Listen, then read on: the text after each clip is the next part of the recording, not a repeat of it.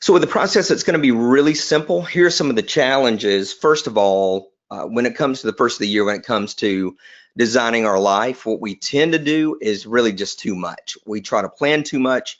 We try to be too aggressive. We try to overload ourselves because in the energy of the first of the year, and I really feel like this year is probably the best energy that I've noticed across the board in probably the last 5 years. And so what we tend to do is to just try to do too much. The next thing that we tend to do is to make it too complicated.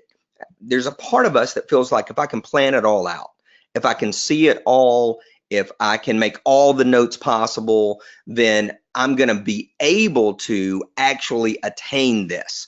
And so we'll overcomplicate it in the belief that that's going to make me achieve it. The third thing is that it's often disconnected. And that means that we will set goals that are not related to each other at all. They're in different areas of our life altogether. It's not that's necessarily negative, but when we're trying to align ourselves, let's say physically and professionally and spiritually, but we're going down different paths for each one of those, and they're not connected at all, there's not a synergy between them, then it makes it a lot harder to attain the goals overall. So what we want to do is we want to get really clear so that we can see exactly what it is that we want to accomplish and know what is actually essential. The key to the process is to make sure that we're focusing on the essentials and the things that aren't necessary. It doesn't mean that we totally ignore them, but we're going to move them down into another area of our life so that they don't require the major concentration. So we're going to move from much to what's actually needed, and we're going to move from complicated to concise. And so there tends to be three overall problems that I see repeat themselves. This is a pattern that I'm seeing in my life and I see in the lives of other people. So there's three really big problems. Number one is desire versus drive. On the one side, we've got desire. This is what I really want to attain. This is how I want my life to be. This is what I wish would happen. The opposite side of that is drive, and that is the energy and the focus and the actual effort that I'm going to put into attaining this thing that I desire. And it's usually the drive, and sometimes we'll say discipline, is a thing that derails us altogether. I think it was Herbert Gray who said that self-discipline is doing what we must do, when we must do it, whether we want to or not. However, in our society, we often feel like I only want to do what I want to do, when I want to do it, and that's tends to be the rule for my life. There's another researcher, and I can't remember his name right off the bat, who said that successes focus on, and we're going to hit this in just a second, on pleasing results, and the failures focus on pleasing methods. And that's actually number three. But when we look at desire versus drive, we've got to decide that drive is going to take the precedent. And that's why you can't do everything, because you're not going to be able to be driven in every single facet of your life. You can in two and maybe three facets, but you can't in every facet. Secondly is perfection versus precision. Perfection means that I'm going to make sure that I get this all right ahead of time in my mind. We tend to dream in perfection. So that if I'm training for something, the only thing that I actually visualize is everything going right. I tend to see myself going from point A to point B without any hiccups, without any challenges, without any failures. I'm going to get out there and I'm going to do the training, or I'm going to take the courses, or I'm going to apply for the job, and everything's just going to work out.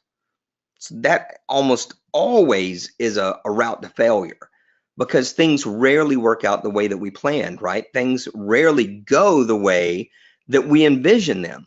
On the opposite side, we can be very precise. We can look and say, okay, what I'm going to dedicate myself to do is that today I'm going to do my very best. I'm going to be very precise. The steps that I'm going to take today are going to be clear. And then after today, I'm going to evaluate what the day held. I'm going to look at it. I'm going to determine what went right, what went wrong, and then I'm going to plan tomorrow. And I'm going to execute tomorrow as precisely as I can. Instead of thinking I'm going to enter this plan and do it from start to finish and everything's going to work out, I'm going to take the plan one day at a time. I'm going to evaluate, and then I'm going to adjust. So perfection is going to help us fail, whereas precision is going to help us succeed. And then, as I mentioned earlier, pleasing methods versus pleasing results. Successes think about, what's the ultimate outcome? What's the result going to be? That's what I want to focus on. Whereas failures tend to think about, I want to enjoy this in the process. I want to enjoy this while I'm doing it. So somebody like me, I hate to run, even though I've run some in the past. I've since given it up. But back in the day when I was running a lot, I never liked it. I hated it. And I thought, how can I get in shape without having to go through this pain? Even though I knew that the pain that I was experiencing, and I know some of you guys are runners and just love it, but the pain that I was experiencing, I knew would produce the best result. So I went ahead and did it. I went for the pleasing result instead of the pleasing method. Now, that sounds like, oh, good. So, Paul, you're one of these pleasing results guys. I'm really not. I tend to think about pleasing methods. And I've noticed this shift in my life from, let's say, early 90s, back when I owned a gym and I was doing competitions in bodybuilding and powerlifting. Back then, it was all about results. And I would take protein powder if it tasted like chalk. But notice what we tend to do today. If we're going to get in shape, we tend to look for recipes that we're going to enjoy. And we're going to look for ways to cut corners. And we may not eat the whole piece of cake, but we feel like a couple of bites are okay. So we're looking for these pleasing methods. Most of the diet books today, will tell you that you'll get to eat whatever you want, enjoy whatever meal that you want, as much as you want. And all you got to do is follow these 3 or 4 simple rules and everything will fall in line. And yet we know deep down that that's not really true. But we really love the pleasing method over the pleasing result. So those are 3 core issues and problems: is desire versus drive, perfection versus precision, and pleasing methods versus pleasing results. And so there's 3 basic principles to achieving really any goal or anything that you want in life that we've actually got the talent and the ability to achieve. Number 1 is information. I want to gain as much knowledge as I can to actually understand this thing that I'm wanting to accomplish. So I've used this example a lot. Back when I was running and I actually did a half marathon and survived it. No, I was nowhere near the leaders, but I actually finished. The first thing I did was to gather information. I wanted to understand what I was up against. I want to understand how the body works at different phases of the quote, the race. And I use race very loosely because I was not racing anybody except for the finish line. So I wanted to gain all the knowledge that I could. And we tend to do that. Okay, I believe anyway. I think that we do our research and we read when we're interested in something new. It's the second principle that sometimes trips us up, and that's installation. So information and then installation. Installation is when you know yourself and you're self-aware and you determine to take the information and install it in a way that fits you. So if I'm looking at the information about half marathons and I weigh 200 pounds and I'm 5'6", technically 5.5.5, am I going to be able to run the same way as a guy who is 6 foot tall and weighs 145? No. Do I need to follow the same training program? I do not. Do I need to eat the same things as he's eating? No, I don't, because our base metabolism rate is totally different. The way that we burn energy is radically different. He's got a lot of endurance under his belt. He can probably eat a lot more carbs than I can. I can take the information that I gained, but then I'm going to install it in the way that fits me. One of the reasons we tend to not make our goals the way that we want to is that we will follow somebody else's plan without changing it, without augmenting it. So whatever plan that you're following with whatever you're trying to achieve, following it as is, most of the time will not work. It will produce some results, but it won't produce your best results because you're not installing it in the way that you're made and the way that you process. And number 3 is obviously implementation. Then when I take the information, the installation, so that I've changed whatever the path is to fit me, and then I implement, it's going to be totally different, right? So back to a gym example, those are often the easiest. So if I've got short muscle fibers and somebody else has long multiple muscle fibers, or I've got slow twitch and somebody else has fast twitch, when they know that and they begin to implement their workout according to their muscle structure and their physical capabilities, that implementation is going to produce rapid results when it's based on them. Again, they'll get some results if they're simply applying a training program, but they're going to get best results when that program matches who they are. So with whatever you're wanting to accomplish this year, you've got to match it to you. So let me skip and give an example. Let's say in the spiritual realm, I meet a lot of people this time of year who say, you know what, I'm going to read through the Bible in the year, or I'm going to become part of a small group, or I'm going to just make some overall spiritual changes to my life. And they might say something along the lines of, you know, there's a group that meets on such and such a day at such and such time, and I'm going to join that. Well, my first question is that the best time for you? Like if there's a group that meets at 5 a.m., I'm going to do really great in that group because I'm going to be alert. Now, if there's another group that meets at 9 p.m., I'm going to hate it because it's time for me to go to sleep and my body's shutting down. Now, will I get some results at the 9 p.m. group? Yeah, but I'll get great results at the 5 a.m. group because that's my installation time frame. But then I'm going to implement it based on my wiring, my makeup. I'm going to make a lot faster gains. The implementation obviously requires consistency. Part of that is going to require intensity. How hard are you going to be driven in this goal? Going back to that earlier problem is desire versus drive.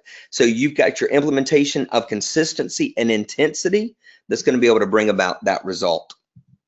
And then the process. So how do we decide what we're going to focus on? How do we know where we need to be spending our time and what are the actual priorities in our life, and what are really the areas that we need to spend the most time on? And then what do we do with the areas that we don't want to necessarily discard, but they're not going to be the priority? So this is ultra simple and maybe even a little bit embarrassing. The first thing I do is I decide on my majors. And this year I had 7. So I had 7 things that I really wanted to accomplish, 7 areas that I felt like, man, this is what I need to do. This is what I really need to focus on. So of those 7 areas, what I do next is I list everything that I want to achieve. So I had 7, and I weigh it from 1 to 10 on the must scale, which really means at the end of this year, when I look back and I did not accomplish these, will it actually matter?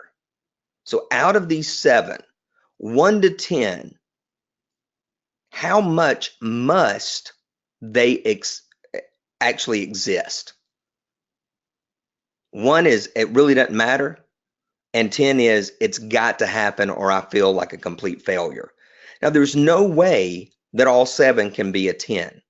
If so, that would mean that I'm kind of hyper emotional and I don't really have a clear vision of my life.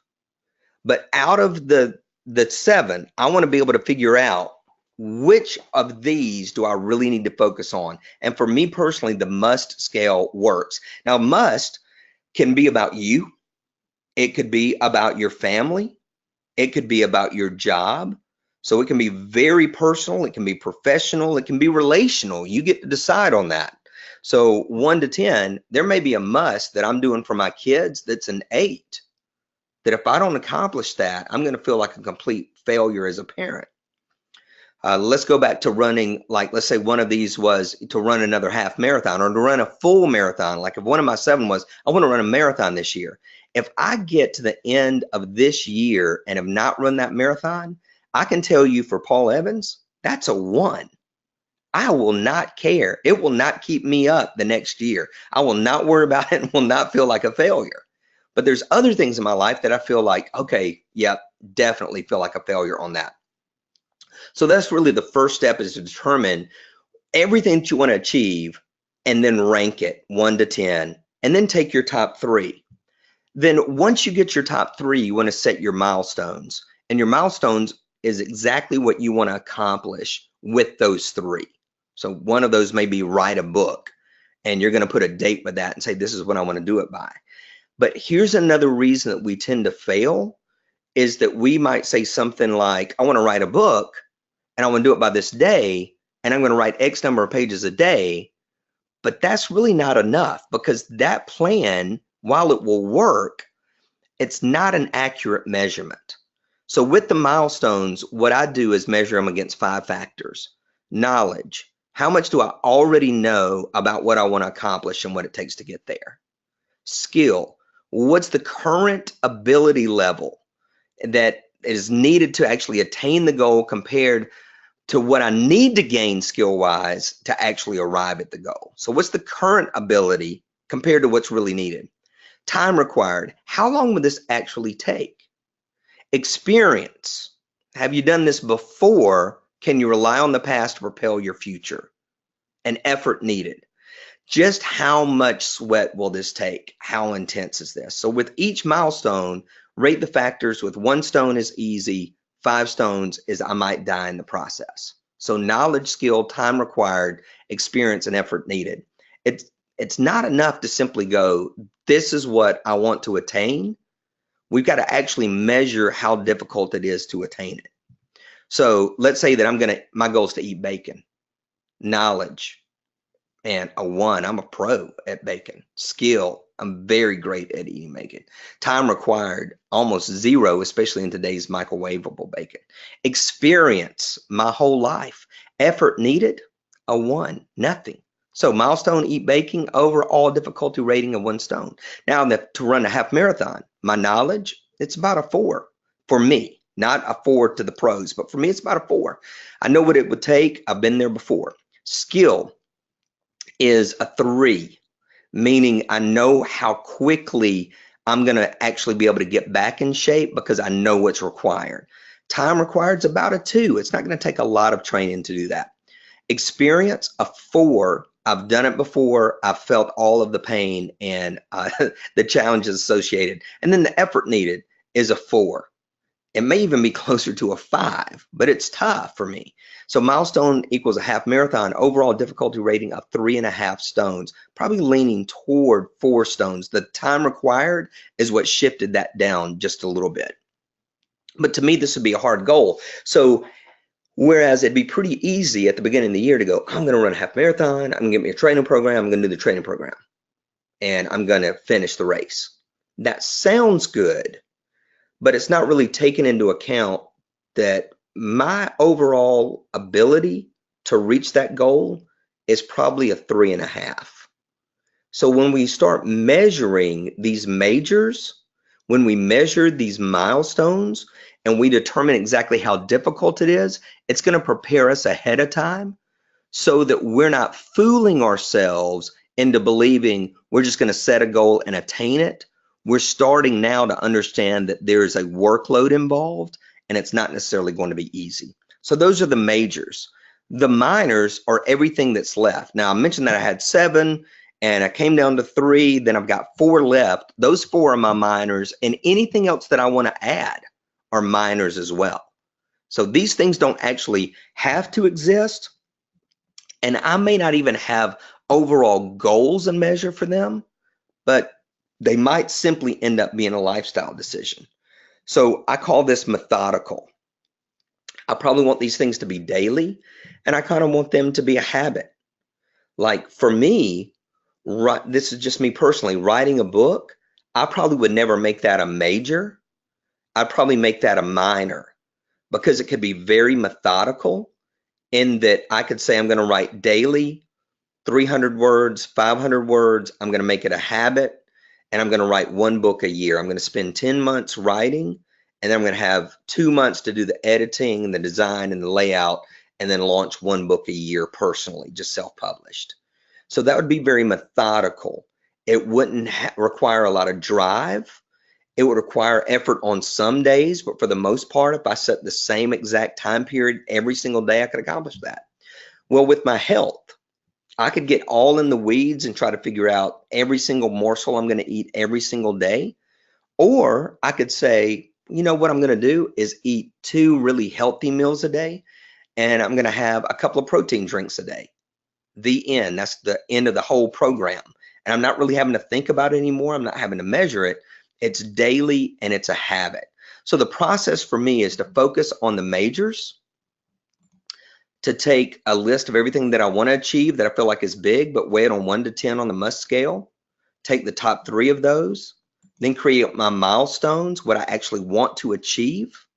I'm going to measure those in the areas of knowledge, skill, time required, experience, and effort needed, so that I get a really clear picture of how hard it's going to be. Then I make a list of my minors, and really these are just daily and habits that I want to do, so that I'm not trying to come up with a big long list of things to do or to keep up with or to even have to journal about. I'm only keeping the details of my majors because I want to be able to look back and see how I accomplished that. So in the future, if I decide to do it again, then I will be able to repeat a lot of those same steps. So that's it. That's the overall process. And if you got any questions, just type those in right now. If you want other resources, like you'd like this handout of 5 stones, this is actually my 5-stone training course for goals, you can go to launchyouryear.com and pick that up if you're interested. Anyway, any questions about tonight's training, anything that I need to clarify, anything you'd like me to go deeper on, just type that in right now.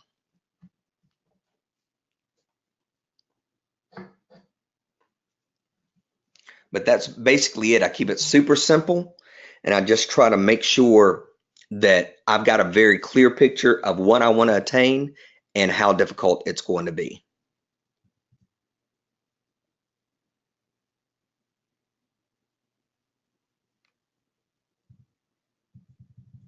You're welcome, Rob. Rob says, great session. Rick said, let's say that you've got your top 3 that you've decided on, and they all seem equally important to you. How much energy are you able to put toward each and every one of those? Well, you know, Rick, not knowing exactly what your goals are on that, what I tend to do is, even in the top 3, once I get those 3 together, I may even weigh them. They may seem equal, but I'll look at those very intently and very intentionally and determine if that's the route that I really want to go. How much time do I have to put toward it? I do something called fixed time and flex time. Your fixed time is the time of your life that's already decided upon by somebody else. Like if you work 9 to 5, that's just fixed time. There's not an option. You don't get to make any decisions about that because it's been decided on for you. However, maybe from 12 to 1 every day, you've got a literal lunch break, and you've got that hour to yourself, and you can do anything with it you want. Well, now that's flex time. So when you're looking at your top 3, look at your available time, and when you look at those 5 areas that you've weighted on, look at the time required. And if one is requiring a 5 time and another's requiring a 2 of time, that's going to help you adjust and determine where you need to put the most weight on those. Casey says, do you tell anyone like an accountability partner, or do you go solo? Casey, I tend to go solo. And here's why. This is going to sound kind of, I don't want it to sound negative, but most people won't keep you accountable. Most people will actually let you cheat and let you quit and will tell you you deserve the extra X, Y, and Z, even though you said you weren't supposed to do that. And here's how I know that most people won't keep you accountable is, let's say that you're writing that book and you tell like 5 people, hey, keep me accountable on writing my book, and none of them do. At the end of the year, there's probably not a one of them that's going to ask you about how you did on your book. And none of them are going to be like, man, I was so looking forward to reading your book, because they're going on with their own lives too, right? So I tend to not tell anybody about it simply because I don't trust them to keep me accountable. And I'm actually a little bit afraid that they're going to give me permission to cheat. It's kind of bad. Jenny says, great training. Glad there are others that struggle with the same. I think we all do, Jenny. Great question here from Sean. Are the minors related to your majors? Not in my life personally. They can be. Like you could have, let's say that your major overall was health. And so one of your key majors was that this year you were going to follow a very strict protocol of 40% protein, 30% fat, 30% carbs. So it's very specific. So that is going to be a major because you're going to be measuring that and you're going to be keeping up with it. Well, your minor could be that you're going to exercise 3 days a week, but you're not keeping up with it at all. It's still part of your overall health scheme, but you're not really worried about bench pressing a certain amount or running a certain distance in a certain time. So it certainly could be related. Hey, Lane. Lane says, I have trouble going from a goal like make X to the actual elements that make up that goal. I often miss my goals because I don't know what to actually do to make it happen. Okay, so here's a great example of that. And I get exactly where you're coming from on this. So let's say that you want to make $100,000 a year as a consultant. So your knowledge to be a consultant and to give advice, you may be a 4 or a 5. You may really know what you're doing. Now, then your skill set on what it takes to get that money means now, can I drive the leads?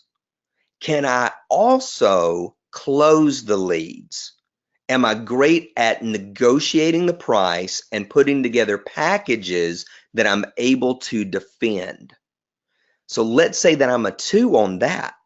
So I've got to get that closer to a 4 or 5, right? The time required. It may be that I feel like personally that I should be able to make an offer and people see the value and they take me up on the offer. But instead of it being like a 1 or 2 like I want it to be, it's about a 4 because I needed to be doing mail outs or I've got to go to events and I can't simply network and meet people. I've got to be very strategic. I'm an introvert. I don't want to meet strangers. Now it's going to take me even more time. Expertise, or sorry, experience. How experienced am I in closing deals of X range?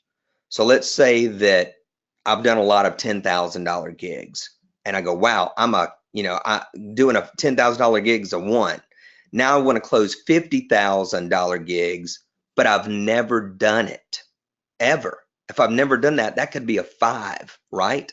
And then effort needed could be a 4 or 5. So suddenly what seems very doable, make $100,000 a year as a consultant, suddenly I've got a very clear picture of just how hard that is. So the questions that I would say is when I make a goal, a financial goal, what I want to start measuring is what's my skill here, what's my experience here, what's the effort here. How many times have I been down this very specific road? And if this is the first time I'm going down this road, I can expect a lot of hiccups and probably not reaching the goal. But if I've been close to this road before and can tweak some things, I may really be able to take it home. See, Patty says, when you spoke about doing what suits me, what about pushing ourselves out of our comfort zone, even if it doesn't suit us? Is that a good idea? I think that can actually be part of who you are. Like, take my personal makeup. I don't mind being stretched as long as there's an association. See, this comes down to self-awareness. Okay, for example, I mentioned being an introvert. I don't like to go places and meet strangers. However, if there's something there that I can be associated with, that I get, that I can connect with, then that allows me to stretch myself. So I end up going into a situation of business owners, and they're all different levels. Some are making $1 million a year, some are making $100 million a year. And I may feel very uncomfortable meeting people, but what I know is that I'm a business owner. So there's our common ground, right? So the common ground allows me to stretch into these other areas. So for me personally, if I can have a piece of the comfort zone, I can then stretch outside of the comfort zone. Now, other people love to be completely outside of their comfort zone. Let me do everything new. Let me just take the risk. And what I would say to you guys is, first of all, bless you in that. But second of all, know that you're going to experience a greater risk when there's no comfort level connected at all. Can you expand more on how you prepare ahead once you've done the rating of the milestone? Well, what I think about that is when I've done my rating, that's when I start to decide on my plan. All right, so let's say that, let's see, what would be a good goal? Let's go back to the money goal. So let's say that I'm wanting to make 100,000 a year again, and I look at this and I see that I'm really weak in experience, and I realize the effort needed is going to be a 5. So what I may need to do right out of the gate is to find me a mentor who's already done what I've done before. So this rating system helps me determine what my plan is. Now, with the half marathon, I've already got some experience, but I also know what the effort is, and I know that I'm not a pro, but I also know I'm not a beginner. So I may take an intermediate level training path than a novice level. So once I've rated myself, I use that to help me determine where I need to be headed next.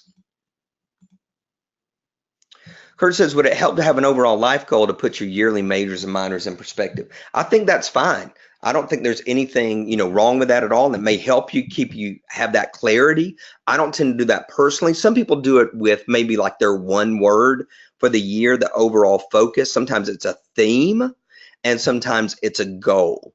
So I think a lot of people feel good about the overall theme of the year that they put their majors and minors in. But again, Kurt, I think that kind of comes down to you. And if that helps you really stay targeted and stay focused, I would say absolutely do that. So do what's going to fit with you in that, and what you see experientially that you're seeing has brought you the best results in the past. Another follow-up with Kurt, would it help to have projects to implement the major and minor goals? The minor, again, to me is just kind of habits. So I don't necessarily have to have too many projects. Those can just be ongoing. But as far as the majors, if it is chunkable, like here's what I want to accomplish this week, this month, this quarter, then absolutely the projects can help with that. Since it can take up to 90+ days for a behavior to become a habit, why would you not track the minors until they become a habit? To me, now this just, again, I hate to keep using this caveat, but for me, I don't think that it's going to take 90 days to create a habit. I think that if I choose for this to become a habit and I set a time for this every day to do automatically, I think now it just becomes part of my life. I don't think that I have to worry about 90 days from now, or some people say 21 days from now, some people say 86 days from now. I think that I ought to be able to decide today that tomorrow this habit begins, and I'm gonna do it. Now, as far as it being ingrained automatically, certainly that takes some time, but I think making the decision that this precise moment each and every day belongs to X, I think that can be done immediately. How do you handle a major when you realize the effort may be greater than you can handle? I think with that, when you're looking at, okay, this is going to be greater than I can handle. Is it greater than I can handle alone? Is it greater than I can handle this year? Is it greater that I can handle this month, but with X training, I can shift that? Okay, for example, let's say that, my overall major is I'm going to bench press 400 pounds. And I know that physiologically, that's actually not possible. Like no matter how much training I do, that's not going to happen. So there can be this is so far beyond my ability that I've got to accept the limitation. On the other hand, I may say, but I can get to 350. Can I do 350 today? No, it's more than I can handle. But with this training regimen, within 6 months, I could do that. So when you realize that the effort is going to be greater than you can handle, and whether it's the overall goal or if it's actually the effort of the day-to-day, then you got to decide how far you're going to push it. How far am I going to be able to go before it gets too risky, before it gets dangerous, before the loss is greater than the gain? Or can I have somebody come alongside me and help me reach this? So whereas Casey, I may not announce to somebody, keep me accountable, I might actually have a partner. Might not have an accountability person, but I may have a partner that actually works with me on something. So Sean, sometimes that works. When we set majors, do we have to measure our ability to keep from being distracted from achieving our major goals? This is part of like 5 Stones training that I do, which is there at launchyouryear.com. And what I tend to one of the stones is tombstones. And that means what's going to put me in the ground. So one of the steps that you could take, Kurt, is not just necessarily to measure it, but to look and say, here are the things that really get me off track and are going to kill me in the process if I don't take care of them now. So the way that I label that is that you want to make a killer list of everything that can put you in the ground, and then a list killer, everything that you can do to prevent that thing from taking you down, or those things. All right, any other questions, guys? Good ones. And I will email out this recording tomorrow. And you should be good to go from there. Hey, I think this is going to be a great year. I feel super pumped about it. I feel a lot of clarity about what's going on in my life and the direction that I'm taking. I've noticed a lot of other people feel that as well. So just take the steps that we talked about tonight, the majors, the minors. If you need that, if you feel like it'll work for you, measure it according to the 5 elements that we talked about, and to move forward with confidence. You're welcome, Lane. Lane is the real reason we had this event tonight. She was asking the question about my first of the year process, and because of her. So you have it. Thanks, Patty. Thanks, Casey. Casey says, thank you, Lane. Thanks, Connie. All right, you guys have a great night. As always, success is not an accident. Be blessed.